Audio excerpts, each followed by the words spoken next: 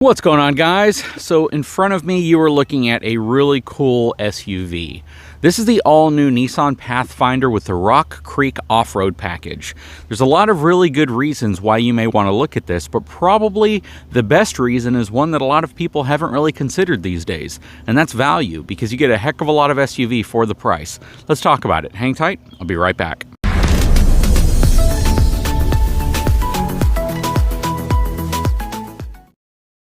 Okay, so when you're looking at SUVs, especially mid-size SUVs, there's a lot of choices out there. You have the Ford Explorer, you have the Chevy Traverse, you have the Acadia.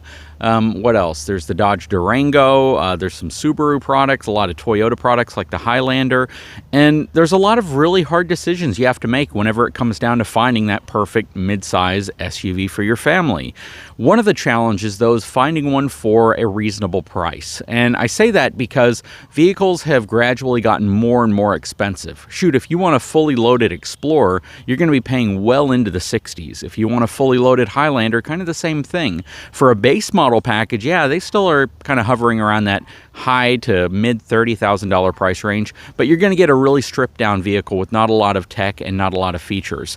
Well, Nissan's kind of changing the game. Not only are they offering a heck of a lot of SUV with a really cool package, but they're doing it at that $45,000 price point, which is a very, very desirable price point to be at if you're looking for something that has the capacity to seat a large family, as well as some extra little perks that make it not so much feel like it's just a family vehicle. Something that makes it a little bit more desirable in terms of, this is something I don't mind being seen in. This is a vehicle that doesn't just shout that I have like 6 kids in the vehicle. It's a vehicle that gives you the ability to still drive around in style, at the same time stretching your dollar a little bit further.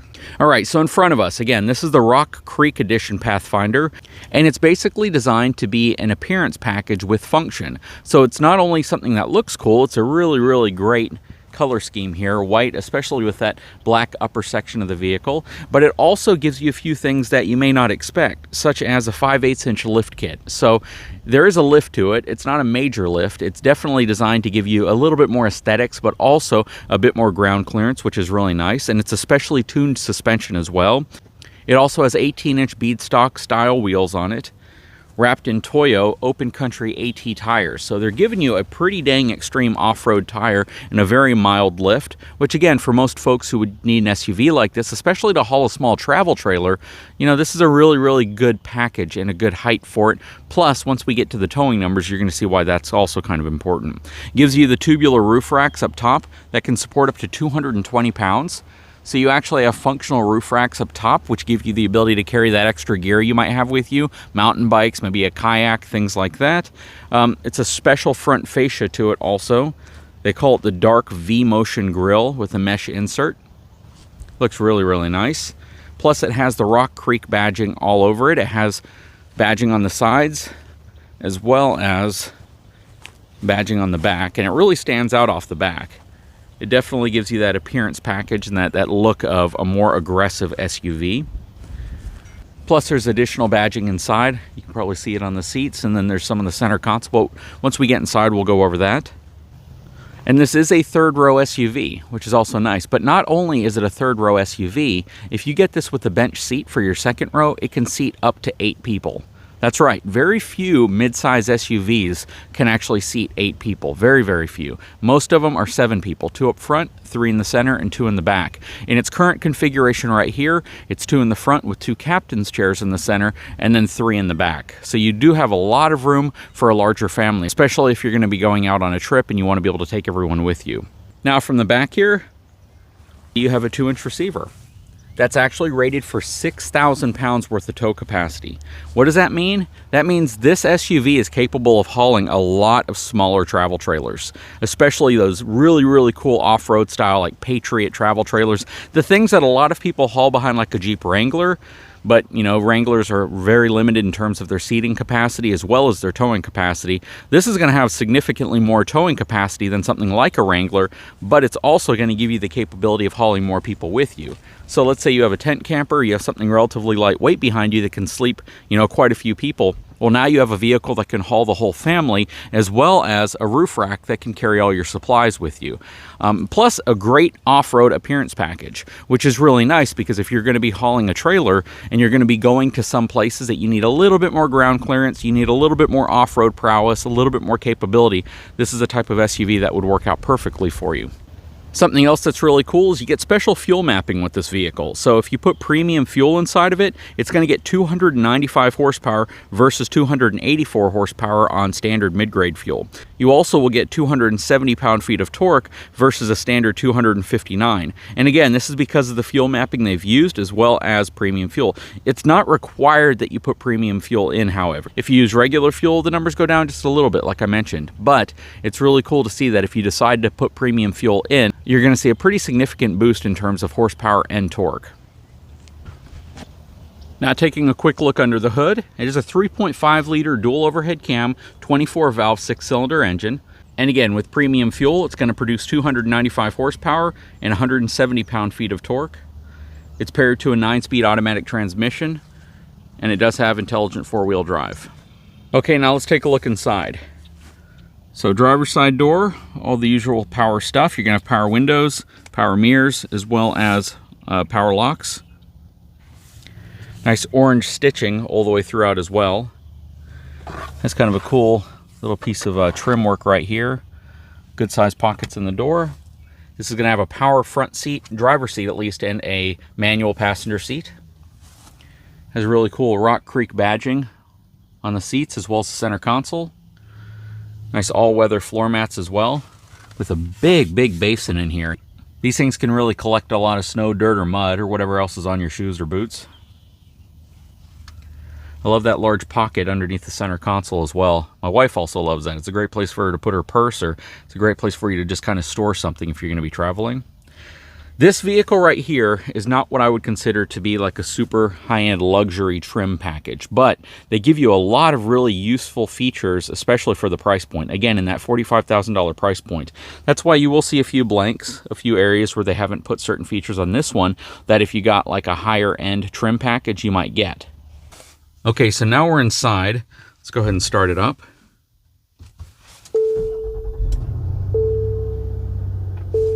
Okay. You have a really cool instrument cluster up here. Very high resolution. It's only flashing because of the camera. It doesn't flash in real life. And then over here you have your 8-inch infotainment screen. And this is also equipped with a surround view camera. That is a very nice feature to have because some vehicles you don't get that unless you get a premium package or a technology package, but that is on this specific truck. Plus it gives you some additional camera angles so you can see what's going on if you're going to be driving. And Nissan's pretty much equipping all their vehicles now with their really cool safety and security package. Basically, of course, you get all your airbags, you get all of your tethers and things for children's seats. This vehicle also has automatic emergency braking with pedestrian detection, which means if you come up to another vehicle or person, it's going to try to brake for you automatically if you're going too fast. Blind spot warning, rear cross path traffic alert, lane departure warning, automatic high beams, rear automatic braking. So if you're backing up out of your driveway and maybe a little kid on his bicycle rolls behind you, it should automatically stop. Intelligent lane intervention, blind spot intervention, intelligent forward collision warning. I mean, Nissan loads these things up with safety features that some vehicles still only have as an option, so it's really cool that you get all this stuff. The driver's seat has 10-way power adjustment with 2-way power lumbar, and the front passenger seat is 4-way manual control. This system does not have navigation built into it, but it does have Android Auto and Apple CarPlay, which means if you sync it up to your phone, it's pretty much the same as having navigation.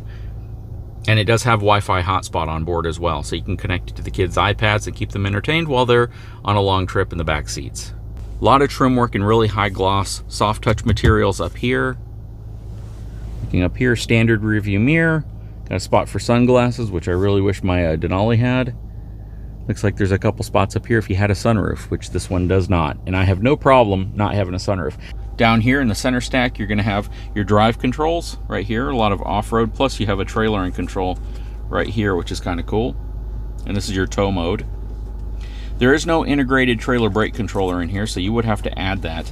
Or use a wireless version or just something to control the brakes on a trailer if the trailer gets up to that weight to where it's going to have trailer brakes.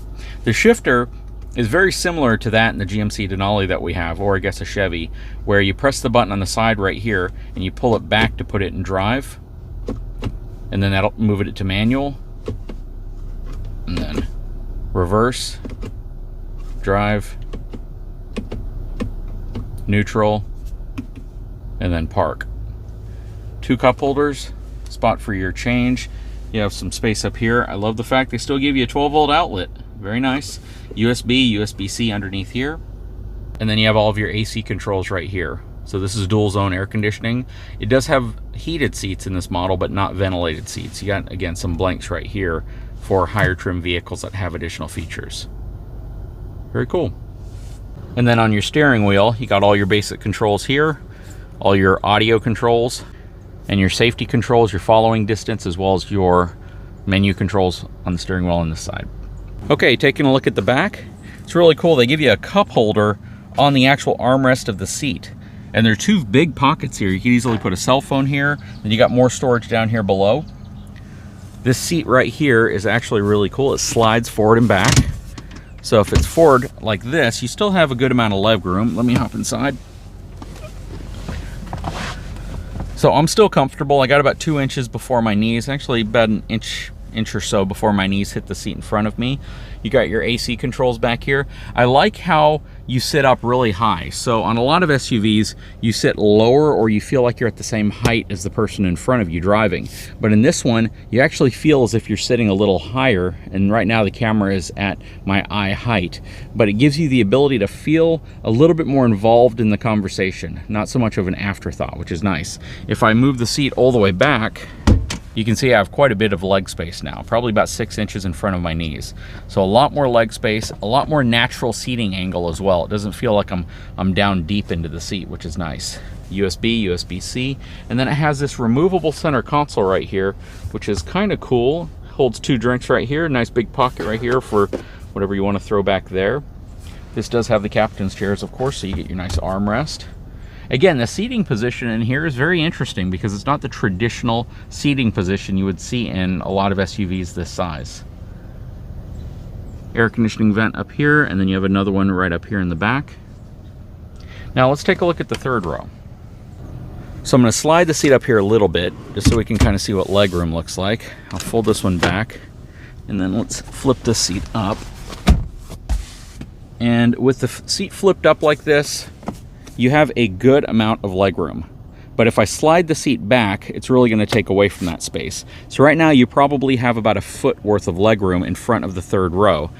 And right here you probably have about 8 inches worth. But if I slide the seat back to right about here, it's still not fully back. You can see this seat, which is, you still have probably about 10 inches of legroom back here, but you've gained an additional 3 or 4 on this side. So you have quite a bit more room now for all passengers on board. And again, what's really cool is that this can actually seat 3 people in the back 3rd row versus the typical 2 that you see with most midsize SUVs. And I do know that there are some 8-passenger midsize SUVs. I'm very aware of that, but this is one of them, which is really nice. Let's pop the hatch and see in the back. All right. This is not a power lift gate, so you have to lift it manually, which is not a problem. All right, so first thing I like is the fact that they put this really cool little protector back here. So anything you throw in the back, you know, gear, stuff that's covered in snow or mud, is going to be protected from touching the back of the seats. Little strap to pull the seats up. There you go. Still got a good amount of room back here. You could easily fit quite a bit of luggage. And then again, to drop all this, you simply pull these down and then lift this up, push it down, lift that up, push it down. Then you got all of this storage space, but there's more. They even give you a big basin right here for additional storage, and then some dividers that can go in right here to divide the space up. So back here is where I would typically keep emergency equipment, recovery gear, that kind of stuff. Stuff that you don't need to have access to all the time, but if you need it, you really need it. Maybe a small air compressor, things like that. You have a lot of space back here for that kind of stuff. And then up here is where you'd keep all your gear. You know, you could easily put a couple folding e-bikes back here. There's plenty of room, and it really is nice that they protect it with this Rock Creek labeled you know, kind of floor mat covering back here. And up here, it's actually attached with Velcro to the back of the seats, so it holds itself in place really well. What do you guys think? Pretty cool little SUV, right? So yeah, I'm gonna be honest with you. You know, if I were looking, or if I were in the market still for a third row midsize SUV, I would seriously consider this. And honestly, I probably would have taken this over the Explorer that we got, only because the Explorer had some issues, went back to the shop. I also liked the acceleration, I liked to feel the power, but I did not like the sound of the engine because it's a small 4-cylinder that's turbocharged, and you can really hear that thing throughout the vehicle, and it just overall gives it kind of a cheap sounding feel, and I didn't like that. The power was there, but I really didn't like the sound of that engine coming through the cab. This one right here, just, you know, it's a really, really cool package, and you know, we're gonna have it for the next few days, and we're gonna definitely show you guys what it's like on the road, give you our driving impressions. But just the limited amount of driving I've already done, it's a lot quieter on the inside. It definitely feels more premium than the Explorer we had, and it's not that much more expensive for a package that has a lot of the features the Explorer had and a lot of features that it didn't have as well, even though it's not quite as high of a trim package as we had with that vehicle. Still, this is one heck of a value. Anyways, guys, I hope you enjoyed the video. If you haven't had a chance, please take a moment, subscribe to the channel, give me a thumbs up, and we'll talk to you again very soon.